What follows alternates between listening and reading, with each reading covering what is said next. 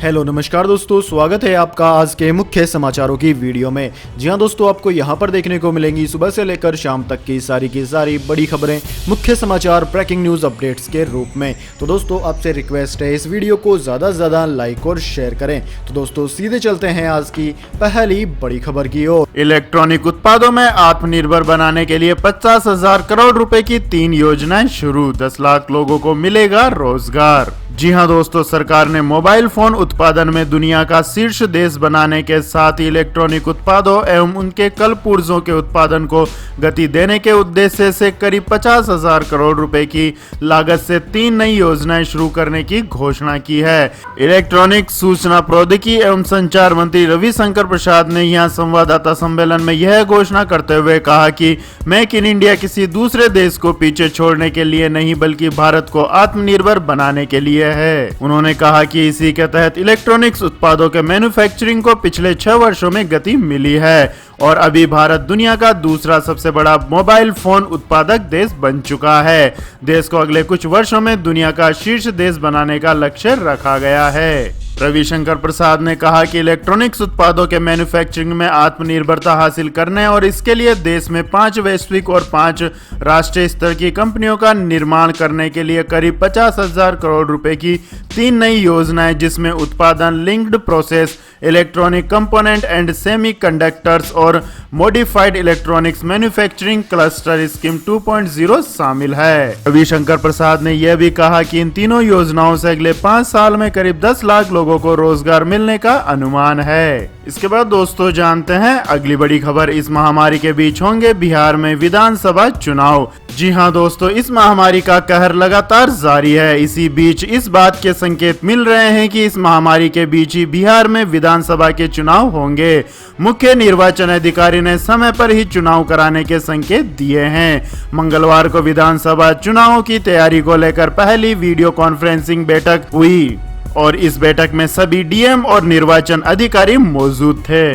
तो दोस्तों आपकी राय के अनुसार इस महामारी के दौरान बिहार चुनाव कराना कितना उचित है, कमेंट करके अपनी राय दें। इसके बाद दोस्तों जानते हैं अगली बड़ी खबर। देवेंद्र फडणवीस ने उद्धव ठाकरे सरकार पर लगाए गंभीर आरोप। जी हां दोस्तों, महाराष्ट्र के पूर्व मुख्यमंत्री देवेंद्र फडणवीस ने महाराष्ट्र की उद्धव ठाकरे सरकार पर सवाल खड़े करते हुए गंभीर आरोप लगाए हैं। फडणवीस ने महाराष्ट्र सरकार पर बीएमसी और पीएफआई से इस संकट काल में हाथ मिलाने का आरोप लगाया है। बीएमसी ने पॉपुलर फ्रंट ऑफ इंडिया को इस वायरस से मरने वाले के शवों को दफनाने की जिम्मेदारी दी है। बीएमसी ने इस संबंध में एक आधिकारिक पत्र भी 18 मई को जारी किया था। ऐसे में महाराष्ट्र सरकार को घेरते हुए देवेंद्र फडणवीस ने एक ट्वीट किया है और उन्होंने अपने ट्वीट के जरिए कहा है कि इस काम को एक ऐसे संगठन को देना बहुत गंभीर है जिसे देश विरोधी और असामाजिक गतिविधियों के लिए दोषी ठहराया गया है। तो दोस्तों उद्धव ठाकरे सरकार के इस निर्णय के बारे में आप क्या कहना चाहेंगे, कमेंट करके अपनी राय दें। इसके बाद दोस्तों जानते हैं अगली बड़ी खबर। दिल्ली प्रदेश भाजपा अध्यक्ष मनोज तिवारी की छुट्टी, आदेश गुप्ता को मिली नई जिम्मेदारी। जी हां दोस्तों, दिल्ली प्रदेश भाजपा अध्यक्ष मनोज तिवारी की छुट्टी हो गई है। उनके स्थान पर उत्तर दिल्ली नगर निगम के पूर्व महापौर आदेश गुप्ता को दिल्ली भाजपा की कमान सौंपी गई है। लगभग 2 वर्ष बाद दिल्ली में नगर निगम का चुनाव होना है। माना जा रहा है कि पार्टी ने इसे ध्यान में रखकर ही गुप्ता को अध्यक्ष बनाया है। इसके साथ ही व्यापारी वर्ग को पार्टी के साथ जोड़े रखने में भी मदद मिलेगी। इसके बाद दोस्तों जानते हैं अगली बड़ी खबर। विपक्ष की उम्मीदों को लगा झटका, इस महामारी के काल में भी पीएम नरेंद्र मोदी की लोकप्रियता रही बरकरार। जी हां दोस्तों, असहाय प्रवासी मजदूरों के अपने गांव जाने के लिए पैदल की लंबी दूरी तय करने की तस्वीरों से प्रधानमंत्री नरेंद्र मोदी के आलोचकों को उम्मीद होगी कि कम से कम अब उनकी लोकप्रियता कम होगी या 2 महीनों के लॉकडाउन के मद्देनजर जबरदस्त आर्थिक संकट ने शायद जनता को उनके खिलाफ कर दिया होगा। लेकिन इसके विपरीत INSC voter state of the nation 2020 के सर्वे के अनुसार उनकी लोकप्रियता रेटिंग करीब 66% है। वहीं कांग्रेस नेता राहुल गांधी की लोकप्रियता रेटिंग 0.58% है। तो दोस्तों आपको क्या लगता है, वाकई प्रधानमंत्री नरेंद्र मोदी की लोकप्रियता में इस दौरान कोई कमी नहीं आई है? कमेंट करके अपनी राय दें। इसके बाद दोस्तों जानते हैं अगली बड़ी खबर। राजनाथ सिंह बोले, चीन ने सीमा पर बड़ी संख्या में सैनिकों को भेजा। जी हां दोस्तों, रक्षा मंत्री राजनाथ सिंह ने चीन नेपाल के साथ जारी सीमा विवाद, पाकिस्तान अधिकृत कश्मीर और इस महामारी के अलावा तमाम मुद्दों पर बेबाक बातचीत की। राजनाथ सिंह ने कहा कि चीन के साथ हमारी बातचीत जारी है, इसे लेकर फिलहाल कोई भी बात करना गलत होगा। रक्षा मंत्री ने कहा कि हाल ही में जारी विवाद दोनों देशों की सीमाओं को लेकर है, जिसमें कि भारत और चीन अपनी अपनी सीमाओं को लेकर दावा कर रहे हैं। राजनाथ सिंह ने कहा कि अच्छी खासी संख्या में वहां चीन के लोग भी आ गए हैं, लेकिन भारत ने भी अपनी ओर से जो कुछ भी करना चाहिए वह किया है।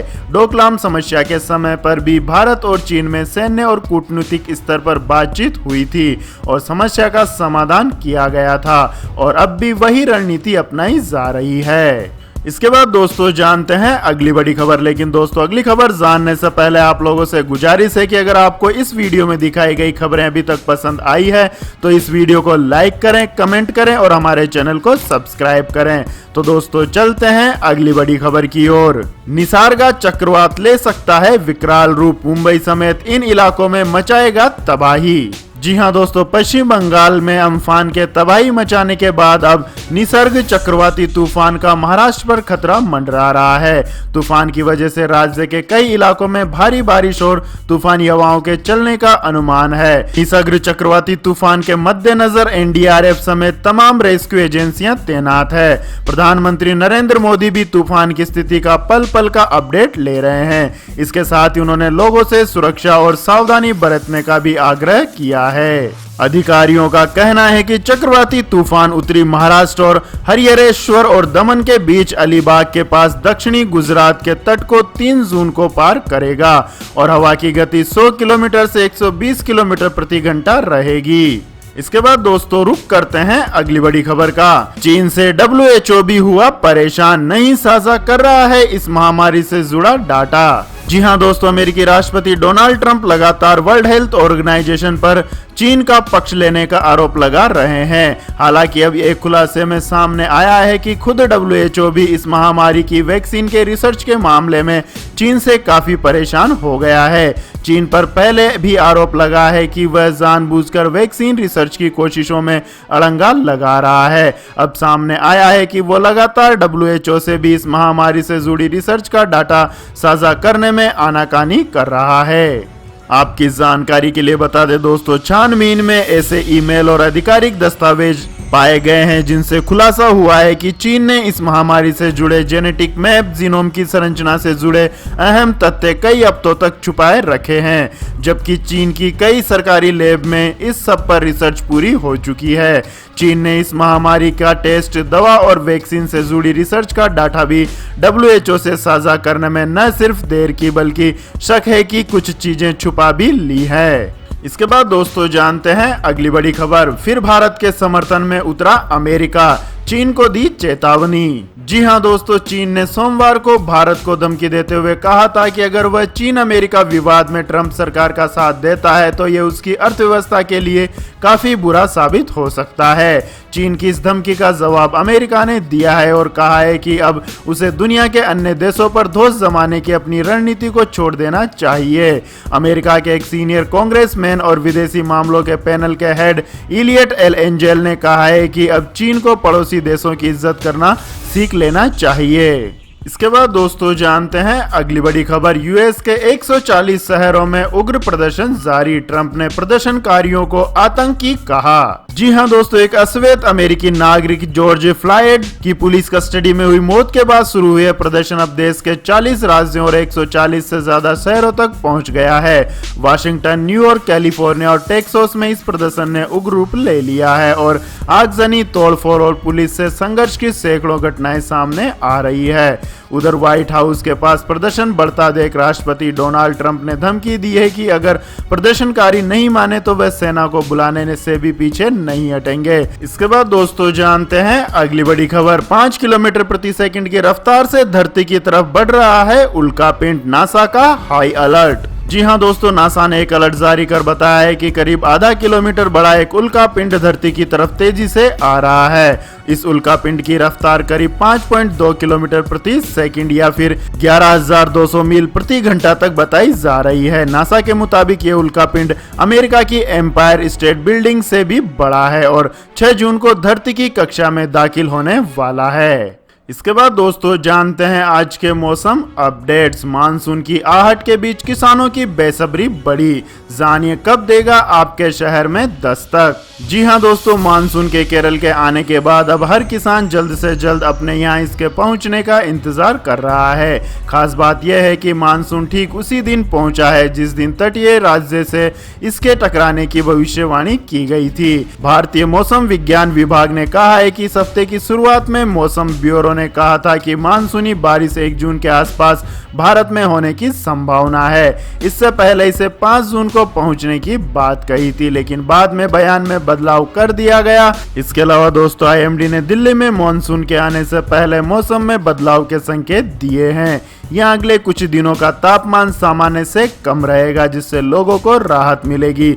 वहीं यूपी में भी कई जगहों पर बारिश जारी रहेगी। यहाँ 20 जून के बाद ही मानसून के आने के आसार जताए जा रहे हैं। इसके बाद दोस्तों जानते हैं अगली बड़ी खबर। 1 महीने में डबल हुई कच्चे तेलों की कीमतें, अब भारत में पेट्रोल डीजल हो सकता है महंगा। जी हां दोस्तों, कच्चे तेल का उत्पादन और एक्सपोर्ट करने वाले संगठन ओपेक की 9 जून को अहम बैठक हो सकती है। मीडिया रिपोर्ट्स के मुताबिक इस बैठक में कच्चे तेल के उत्पादन में कटौती पर फैसला होने की संभावना है। अगर ऐसा होता है तो कच्चे तेलों की कीमतों में जोरदार तेजी आ सकती है। ऐसे में आम आदमी के साथ साथ सरकार पर भी इसका बोझ पड़ेगा, क्योंकि कच्चा तेल महंगा होने पर घरेलू स्तर पर पेट्रोल डीजल के दाम बढ़ सकते हैं। इसके बाद दोस्तों जानते हैं अगली बड़ी खबर। 70 दिनों के बाद खुला सराफा बाजार, जाने सोने के भाव पर इसका क्या हुआ असर। जी हां दोस्तों, इस महामारी के चलते पूरे देश में बंद हुए सराफा बाजार मंगलवार को 70 दिनों के बाद खुल गया।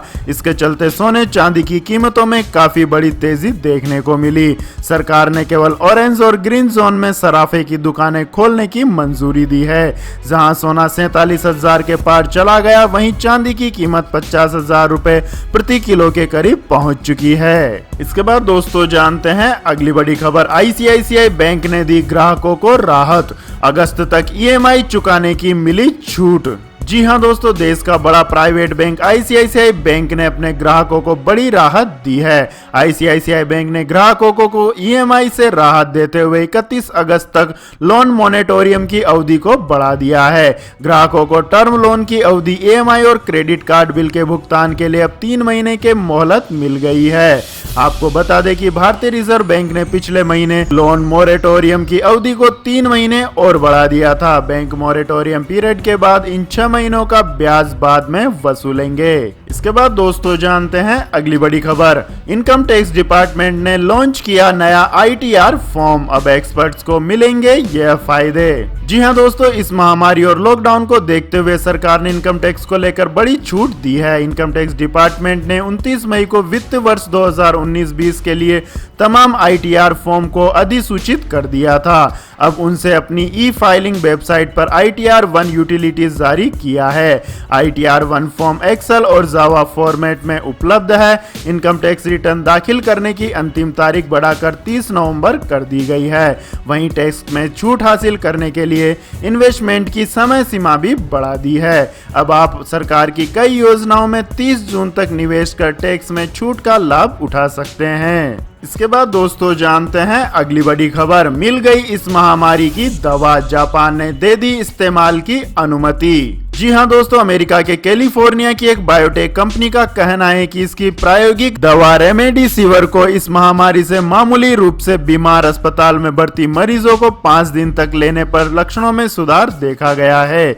यह दवा इंजेक्शन के जरिए नस में डाली जाती है। जापान में इस महामारी के मरीजों का इलाज करने के लिए इसे स्वीकृति दे दी गई है। अमेरिका में भी इसे कुछ मरीजों को आपात स्थिति में देने की इजाजत दी गई है। इसके बाद दोस्तों जानते हैं अगली बड़ी खबर। चीन ने भारत के साथ दोस्ती गहरी करने के लिए चली नई चाल, इंडिया को दिया इस प्रोजेक्ट में शामिल होने का ऑफर। जी हां दोस्तों, चीन ने लद्दाख सीमा पर भारत से तनाव के बीच नई चाल चलते हुए भारत के सामने आर्थिक तरक्की के लिए चीन के BRI प्रोजेक्ट में शामिल होने का ऑफर दिया है। उनका कहना है कि इससे भारत को आर्थिक रूप से फायदा होगा, जबकि BRI चीन का महत्वाकांक्षी प्रोजेक्ट है। चीन के लद्दाख सीमा पर हजारों सैनिकों को तैनात करने के बाद भारत के सैनिकों की तरफ से प्रतिरोध के बाद चीन ने इस तनाव को कम करने और भारत से संबंध सुधारने के लिए भारत को BRI का प्रस्ताव दिया है। इनका कहना है कि belt and road initiative Bharat की आर्थिक तरक्की के लिए काफी अवसर उपलब्ध कराएगा। इसके बाद दोस्तों जानते हैं अगली बड़ी खबर। मित्रों ऐप यूजर्स को बड़ा झटका, गूगल प्ले ऐप से हटा। जी हां दोस्तों, टिकटॉक को टक्कर देने वाले मित्रों ऐप को गूगल प्ले स्टोर ने हटा दिया है। आपको बता दें कि पिछले कुछ समय से ये ऐप काफी तेजी से पॉपुलर हो रहा है, लेकिन ये डिबेट अभी भी जारी है कि ये ऐप भारत का है या नहीं। एक रिपोर्ट में कहा गया है कि गूगल ने मित्रों ऐप को रेड फ्लैग्ड कर दिया है और सस्पेंड कर दिया है। कंपनी ने पॉलिसी के उल्लंघन का हवाला दिया है। रिपोर्ट के मुताबिक गूगल ने इसे स्पैम और मिनिमम फंक्शनलिटी पॉलिसी के वायलेशन के लिए इसे गूगल प्ले स्टोर से हटा दिया है। गूगल की इस पॉलिसी में कहा गया है कि दूसरे ऐप के कंटेंट में बिना बदलाव किए या कुछ ऐड करके अपलोड करना पॉलिसी के खिलाफ है। इसके बाद दोस्तों जानते हैं अगली बड़ी खबर। OnePlus Z सर्टिफिकेशन वेबसाइट पर हुआ स्पॉट, 12 GB रैम के साथ जल्द होगा लॉन्च। जी हां दोस्तों, OnePlus ने अपने नए OnePlus 8 सीरीज को अप्रैल में लॉन्च किया है। इसी सीरीज के लॉन्च के बाद कंपनी जल्दी अपने एक मिड रेंज के 5G डिवाइस को लॉन्च करने वाली है। कंपनी के CEO पेट लाउ ने भी पिछले दिनों इस बात को कंफर्म किया है कि कंपनी जल्द ही भारतीय यूजर्स के लिए कोई नया प्रोडक्ट लॉन्च करने वाली है। OnePlus Z के नाम से आने वाले इस स्मार्टफोन के बारे में पहले भी कई लीक्स सामने आ चुके हैं। इस स्मार्टफोन को अगले महीने यानी कि जुलाई में लॉन्च किया जा सकता है। तो यह थी दोस्तों आज की सभी महत्वपूर्ण बड़ी खबरें। तो दोस्तों आपको हमारा यह वीडियो कैसा लगा कमेंट करके जरूर बताएं और हमारे इस वीडियो को अधिक से अधिक लाइक और शेयर करें। साथ ही हमारे चैनल को सब्सक्राइब करके बेल आइकन का बटन भी दबा लें। धन्यवाद। जय हिंद, जय भारत, वंदे मातरम।